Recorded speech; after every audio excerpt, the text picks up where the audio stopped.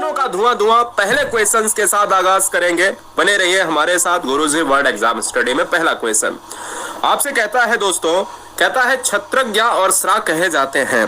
क्या कहे जाते हैं? ऑप्शन नंबर हमारा ए हो जाएगा, संयुक्त व्यंजन कहे जाते हैं। संयुक्त व्यंजन की संख्या अगर कितनी होती है तो संयुक्त व्यंजन की संख्या होती है 4, जो आपको स्क्रीन पर दिख रहा है, छत्रज्ञ स्रा। ऑप्शन नंबर ए लॉक हो जाएगा। अगले क्वेश्चंस की बात करेंगे। क्वेश्चन नंबर 2 स्क्रीन पर ये रहा। चलिए देखिए दोस्तों, क्वेश्चन क्या कहता है। क्वेश्चन ये कहता है दोस्तों कि पा वर्ग का उच्चारण स्थान क्या है। जो बच्चे यहाँ पर पढ़ नहीं रहे हैं, जो बच्चे सिर्फ चैट सेक्शन में आते हैं और क्लास शुरू होते ही वापस यहाँ पर बाय बाय करते हैं, उन सभी के लिए हमने एक पैमाना बहुत अच्छा निकाला है कि उनको आउट करेंगे। जो क्रीम बचेगी उनको पढ़ाएंगे, उनको ही सिलेक्शन यहाँ पर मिलेगा। भले ही जैसे नहीं एक बेंच पर कोई भी अध्यापक पढ़ाता है, एक बेंच पड़ी हुई है, उस पर एक बच्चा बैठा हुआ है, ऐसे पढ़ाऊंगा। कम पढ़ाऊंगा, सॉलिड पढ़ाऊंगा, बहुत डिटेल में पढ़ाऊंगा और मजेदार तरीके से सिलेक्शन होगा। तो चैट वाले बच्चे थोड़ा हमसे सावधान रहना। पावर्ग का उच्चारण स्थान होता है ओष्ठ होता है। अगर हम कहते हैं पावर्ग, और पावर्ग जो होता है पाफा बाभा, ये ओष्ठ ओष्ठ समझते हो ना, जहां पर ओठ का इस्तेमाल होता है वहां पर हम क्या करेंगे, ओष्ठ लगाएंगे। अगला क्वेश्चन थर्ड आपके स्क्रीन पर। ठीक है, चलिए क्वेश्चन नंबर थर्ड आपके स्क्रीन पर है। थर्ड आपसे क्या कहता है, कहता है हरियाली क्या है। हरियाली क्या है? मैं ये कहता हूं दोस्तों, हरियाली आप अगर देखिए, महसूस कीजिए। जब चीजों को आप महसूस करते हो तो वहां पर आता है एब्स्ट्रैक्ट नाउन। एब्स्ट्रैक्ट नाउन का मतलब होता है भाववाचक संज्ञा। ऑप्शन नंबर सी हमारा हो जाएगा। हिंदी में अगर संज्ञा की बात करें तो संज्ञा प्रमुखता 3 प्रकार की होती है, जातिवाचक, भाववाचक और व्यक्तिवाचक। और अगर हम वैसे देखें तो 5 प्रकार की हो जाती है, 2 बढ़ जाती हैं, जिसमें द्रव्यवाचक और समूहवाचक का जुड़ाव देखा जाता है। क्वेश्चन नंबर नेक्स्ट 4 नंबर आपसे कह रहा है कि हिंदी वर्णमाला में अयोग वह वर्णों की कुल संख्या कितनी होती है। बहुत बढ़िया। एक बार अपने मित्रों में इस वीडियो को शेयर करिएगा। सभी बच्चे, सारे प्लेटफॉर्म पर जितने भी बच्चे जुड़े हुए हैं, अपने व्हाट्सएप पर जितने भी मित्र हैं ग्रुप से, उनको शेयर कर दीजिएगा। हिंदी वर्णमाला में अयोग वह वर्णों की संख्या कितनी होती है। अगर अयोग वह वर्णों की संख्या देखी जाए तो होती है 2। कौन कौन सी होती है? एक होता है आपका अंग और एक होता है आपका आहा होता है। तो ये चीज आपको डिटेल में याद रखनी है, ठीक है ना। चलिए अगले क्वेश्चंस पर आएंगे। 5 नंबर संधि से प्रश्न लिया है। संधि से प्रश्न लिया है, कहता रामायण का सही संधि विच्छेद क्या होगा। अगर आप रामायण की बात करें तो रामायण की अगर मैं बात करता हूं तो होता है रामधन अयन। क्या होता है? रामधन अयन बराबर होता है रामायण। और जब रामधन अयन हो जाएगा तो ऑप्शन नंबर किसके साथ? ऑप्शन नंबर बी होगा। संधि की बात करें तो संधि क्या स्वर होगी? कमेंट कीजिए। तो फिलहाल इस क्वेश्चन का आंसर होगा बी। साथ ही साथ अगर संधि की बात हुई है तो संधि क्या है? संधि वो है जो वर्णों के मेल से बनती है। संधि के प्रकार कितने होते हैं? संधि के प्रकार होते हैं 3 होते हैं, स्वर, व्यंजन और विसर्ग। अगला क्वेश्चन है 6 नंबर आपके स्क्रीन पर है। अभिद्य का सही संधि विच्छेद क्या होगा। अभिद्य का सही संधि विच्छेद क्या होगा? बहुत आसान है। 2 चीजें मैं पूछूंगा इस क्वेश्चन से, एक तो उसका संधि बता दो और एक तो संधि विच्छेद बता दो। देखो दोस्तों, अभिद्य की बात करें तो एक तो जब भी कोई भी आधा वर्ड लटका होता है या लावा पर तो वो अभी हो जाता है। तो अभी जहां पर होगा तो वो ये वाले ऑप्शंस नहीं आएगा, और जब ऊ होगा तो उदय साथ में आएगा, तो उदय वाला ऑप्शंस मतलब ये हो जाएगा, ऑप्शन नंबर बी होगा। और साथ ही साथ आपको मैं बता देता हूं ये स्वर संधि का पार्ट है, और स्वर में कौन सा है? स्वर में आपका यड़ संधि पार्ट देखा जाता है। अगला क्वेश्चन, अब देखिए क्वेश्चन नंबर 6, 7 क्या कहता है। अध्ययन में कौन सी संधि है? बहुत अच्छा प्रश्न है। चलो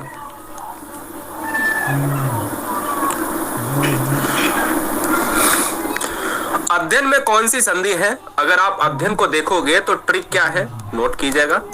ट्रिक अगर आपको दिमाग में नहीं आ रही तो आपको 4 वर्ड याद रखने, या, रा, ला, वा। ये क्या होते हैं? अंतस्थ व्यंजन होते हैं। अंतस्थ व्यंजन के ऊपर कोई आधा वर्ड लटका हो, देखिए या के ऊपर आधा वर्ड धा लटका हुआ है, तो दुनिया का कोई आधा वर्ड इन 4 अक्षरों के ऊपर अगर लटका है तो वो यड़ संधि का उदाहरण होता है दोस्तों। इसलिए इस क्वेश्चन नंबर 7 का जो आंसर जाएगा वो सी ऑप्शन हो जाएगा। अगला क्वेश्चन 8 नंबर आपके स्क्रीन पर है, आपको बताना है कि आंसर क्या होगा। 8 नंबर क्या कहता है?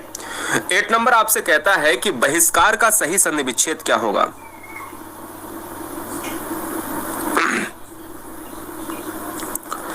देखिए बहिष्कार का सही संधि विच्छेद क्या है? तो बहिष्कार कैसी संधि है? एक क्वेश्चन ये बनता है। बहिष्कार एक विसर्ग संधि है। कैसी है? विसर्ग संधि है। बहिष्कार एक विसर्ग संधि है। बहिष्कार को देखा जाए तो बही धनकार होता है और बही धनकार के साथ ऑप्शन नंबर ए लॉक हो जाएगा। क्लियर है? विसर्ग का इस्तेमाल कब होता है? जब स्वर और व्यंजन साथ में मिलते हैं तब विसर्ग का निर्माण होता है। अगले क्वेश्चंस पर आएंगे 9 नंबर। सब्सक्राइब करने के साथ नए बच्चे अपना डिस्ट्रिक्ट जरूर कमेंट करें कि गुरुजी वर्ड एग्जाम स्टडी प्लेटफॉर्म में ये रोज रात 8 बजे चलती है क्लास, आप सभी के लिए कंटिन्यू होगी। और मैं आपको बता देता हूं कि डिस्ट्रिक्ट जरूर कमेंट करें जो नया बच्चा जुड़ रहा है, नई बहन, नया भाई। नेक्स्ट, अंजनी सुत में कौन सा समास है? अंजनी सुत, अंजन के पुत्र। अब सुत का मतलब होता है पुत्र और सुता का मतलब होता है पुत्री। अब जहां पर अंजन सुत की बात हो जाएगी तो हम ये कहेंगे कि हो जाएगा वो बहुब्री समास। क्यों हो जाएगा? क्योंकि अर्थात हनुमान की बात हो रही है। जहां पर हनुमान जब वर्ड लिखा हुआ नहीं लेकिन दूसरे अर्थ में हनुमान आ रहा है तो वहां पर बहुब्री समास हो जाएगा। और याद ये रखना है दोस्तों कि समास के जो प्रकार होते हैं वो एग्जाम में भी पूछे जाते हैं। तो टाइप्स कितने होते हैं? 6 प्रकार के होते हैं।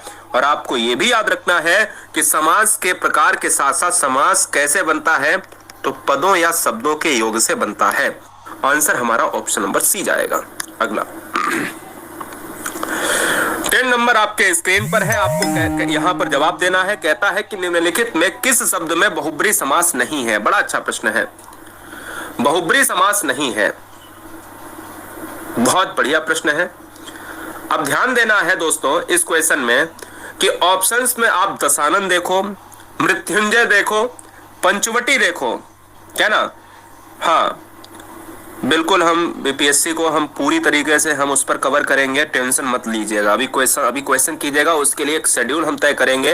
हिंदी तो आपकी 8 बजे से हो जाएगी, कोई दिक्कत नहीं, लेकिन उसके लिए स्पेशल वे में हम चीजों को चलाएंगे। अभी फिलहाल 10 नंबर देखिएगा। कहता है कि निम्नलिखित में किस शब्द में बहुब्री समास यहाँ पर नहीं है? दशानन में क्या है? बोलो सर है, अर्थात रावण। मृत्युंजय में जो मृत्यु पर जय प्राप्त करता है, अर्थात कौन? कमेंट कीजिएगा। पतझड़, जो बच्चा पतझड़ मार रहा है उन सभी को बताना चाहेंगे कि पतझड़ में क्या होता है कि पतझड़ भी दोस्तों होता है आपका बहुब्री, लेकिन पंचवटी इस क्वेश्चन का आंसर हो जाएगा। इसमें बहुब्री ना होकर इसमें द्विगु होगा। अब बच्चा कहेगा सर पतझड़ में क्यों नहीं? पतझड़ का मतलब होता है जिस ऋतु में पत्ते झड़ते हैं, अर्थात पतझड़, तो ये हो जाता है बहुब्री समास। ये मृत्युंजय भी बहुब्री समास, दशानन भी बहुब्री, ये जाता है आपका द्विगु के साथ। अगला क्वेश्चन 11 नंबर 11 नंबर कहता है कि इनमें किस शब्द का विलोम अगम है? अगम। अब आपसे मैं पूछता हूं दोस्तों, अगम की बात अगर की जाए, क्या ना, अगम की बात अगर की जाए तो अगम का मतलब क्या होता है? तो अगम का मतलब जानने से पहले आप जान लो कि इसका विलोम क्या होता है। अगम का मतलब होता है, अगम का जो है विलोम होता है यहां पर सुगम होता है। अगर आप अगम का अर्थ की बात करते हो, जो कहीं ना कहीं हम कहते हैं ना चलने वाला, दुर्गम। सुगम का मतलब क्या होता है? अगम का मतलब दोस्तों होता है दुर्गम, ऐसे समझ लो। और जो ना चलने वाला हो और जो चलने वाला हो, जो आसानी से हो जाए, वो सुगम है। अगला क्वेश्चन है 12 नंबर। आवश्यकता से अधिक धन का त्याग कहलाता है। अगर आवश्यकता से अधिक धन का त्याग करोगे तो वो क्या कहलाएगा? बड़ा अच्छा प्रश्न है, इंटरेस्टिंग क्वेश्चन है। एक है अपरिग्रहण, एक है अपरिग्रह, ध्यान दीजिएगा, और एक है इंद्रिय निग्रह और एक है परिग्रह। जब आप महात्मा बुद्ध पढ़ते हो तो वहां पर एक शब्द यूज होता है अपरिग्रह। तो जब आवश्यकता से अधिक धन को त्यागते हैं तो अपरिग्रह, जहां पर धन का लोभ नहीं, लालच नहीं होता है, वहां एक प्रयोग होता है जिसका नाम है अपरिग्रह है दोस्तों। इसलिए 12 नंबर का जो आंसर है दोस्तों वो बी फॉर ब्रिलियंट जाएगा। नेक्स्ट क्वेश्चन गुरुजी वर्ड एग्जाम स्टडी की स्क्रीन पर 13 नंबर कहता है कि का, गा, जा और फा ध्वनियां किसकी हैं? कमेंट कीजिएगा दोस्तों। ये का, गा, जा, फा जो ध्वनियां हैं, ये जो आपका नीचे नुक्ता लगा हुआ है, ये सभी नुक्ता में आपका अरबी फारसी दिखता है। ये नवीन विकसित ध्वनियां हैं, ये अरबी फारसी जो है ध्वनियों के अंतर्गत आती हैं, इसलिए राइट आंसर बी जाएगा। क्लियर है? बहुत तेजी से 14 बहुत इंपॉर्टेंट क्वेश्चन, बहुत आसान प्रश्न। चैप्टर का नाम गिनाता हूं। चैप्टर का नाम है उपसर्ग। उपसर्ग क्या होता है? जो शब्द के पूर्व में लगता है, ध्यान दीजिएगा, जो में लगता है वही उपसर्ग है। शब्द के आगे लग जाए वो उपसर्ग है, ठीक है। अब अत्याधुनिक में क्या आप संधि करोगे? तो अत्याधुनिक में धन आधुनिक करोगे। तो अति क्या है, आधुनिक के आगे अति लगा है, तो अति क्या है, उपसर्ग है, तो इसलिए इस क्वेश्चन का आंसर बी हो जाएगा। और यही उपसर्ग का उल्टा क्या होता है, उपसर्ग का उल्टा होता है प्रत्यय। प्रत्यय क्या लगता है, शब्द के पीछे जुड़ता है, तो जो शब्द के पीछे जुड़े तो वो प्रत्यय। नेक्स्ट क्वेश्चन, तेज गति से, जितनी तेज गति से आप इस क्वेश्चन का आंसर दो, अगले क्वेश्चन पर हम बढ़ेंगे। वैदेही वनवास किसकी रचना है, सबसे ज्यादा पूछी जाने वाली रचनाओं में से एक वेसुमार वैदेही वनवास। क्या क्लियर नहीं दिख रहा है क्या, एक बार कमेंट कीजिएगा या अपनी स्क्रीन की बात करें। सर वॉइस फंस रही है, चेक कर लेते हैं। अभी क्लियर है, ठीक है। हाँ, वैदेही वनवास की बात करें तो वैदेही वनवास जो है किसकी रचना है, तो ये है अयोध्या सिंह हरिऔध की है, ऑप्शन जाएगा बी के साथ। मैथिली शरण गुप्त को कहा जाता है हिंदी का प्रथम राष्ट्र कवि, यानी हिंदी का अगर राष्ट्र कवि पूछा जाए तो मैथिली शरण गुप्त को कहा जाता है। करे तो इनको भी राष्ट्र कवि कहा जाता है, लेकिन इनको द्वितीय राष्ट्र कवि। और अगर मैं बात कर लेता हूं दोस्तों, यहां पर मैथिली शरण गुप्त की प्रमुख रचनाओं ने देखी होगी, है ना, तो ये भी आपको याद रखना है। तो फिलहाल इस क्वेश्चन का जो right answer option number B. अगला क्वेश्चन, अभी क्वेश्चन थोड़ा सा क्या है, नेटवर्क इशू हो रहा है, मुझे ऐसा लगता है, मुझे ऐसा प्रतीत हो रहा है, मुझे ऐसा प्रतीत हो रहा है। चलिए मैं देख लेता हूं।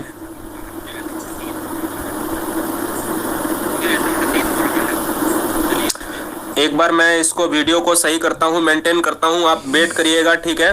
मैं नेट को ऑफ करके नेट को ऑन करता हूं। क्या आप सभी हमारा 1 सेकंड का इंतजार, मतलब 1 सेकंड के लिए आप हमारा साथ देंगे, तो कहीं ना कहीं मैं इसको सही कर लेता हूं, ठीक है।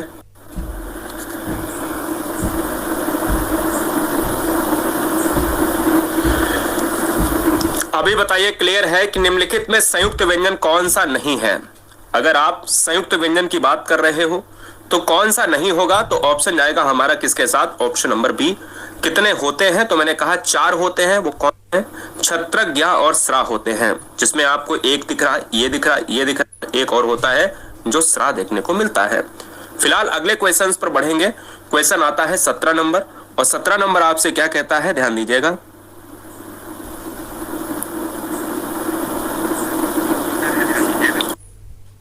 अब साफ आ रहा है, ठीक है। देखिए, निम्नलिखित में से सही वर्तनी वाला शब्द आपको चुनना है। सही वर्तनी वाला शब्द चुनना है, जवाब दिए। सही वर्तनी में आवर्जन लिखा जाता है, और वो कैसा लिखा जाता है, एक है आ, जो एक क्या होता है, जो एक उपसर्ग होता है, और व्रजन में ऑप्शन नंबर बी के साथ हम लॉक करेंगे। फिलहाल नेक्स्ट क्वेश्चन पर बढ़ेंगे, क्वेश्चन नंबर 18। ये आपके आईक्यू को चेक करेगा और आपका आईक्यू बताएगा कि कौन सा ऑप्शन सही होगा, जरा जवाब दीजिएगा। तो ये वीडियो में अब बच्चे चले जाएंगे क्योंकि कनेक्शन लॉस हो चुका था, कोई बात नहीं, हमने क्या बोला, बाद में कुछ बच्चे देखेंगे, कोई दिक्कत नहीं है। बस क्या ना, आप एक बार शेयर कर दीजिए जो बच्चे अब जा चुके हैं। वीडियो को लाइक एक साथ में करना, जो भी बच्चा करे एक साथ में करना। शुद्ध वाक्य का चयन कीजिए। भारत में अनेक जाति है, भारत में अनेकों जाति हैं, भारत में अनेक जातियां हैं, या भारत में अनेकों जातियां हैं। अब देखिए, अनेकों वर्ड नहीं लगेगा, भारत में अनेक जातियां हैं, इससे बेस्ट ऑप्शन नहीं हो सकता है। अनेकों वर्ड कोई नहीं होता है, क्योंकि अनेक तो पहले से ही प्लूरल है, तो अनेक को अनेकों लगाकर हम ये ऑप्शंस तो पहले से काट देंगे। अब अनेक के साथ क्या आएगा, हमेशा प्लूरल के साथ प्लूरल आएगा, और प्लूरल के साथ हम कह सकते हैं कि बहुवचन, यानी ऑप्शन नंबर जातियों के साथ, जातियों के साथ, सी के साथ लॉक करेगा, तो प्लूरल के साथ प्लूरल आएगा। क्वेश्चन नंबर 19, पीने की इच्छा रखने वाला क्या होगा। पीने की जो इच्छा रखता है दोस्तों, वो उसके लिए हम क्या ऑप्शंस को लॉक करेंगे।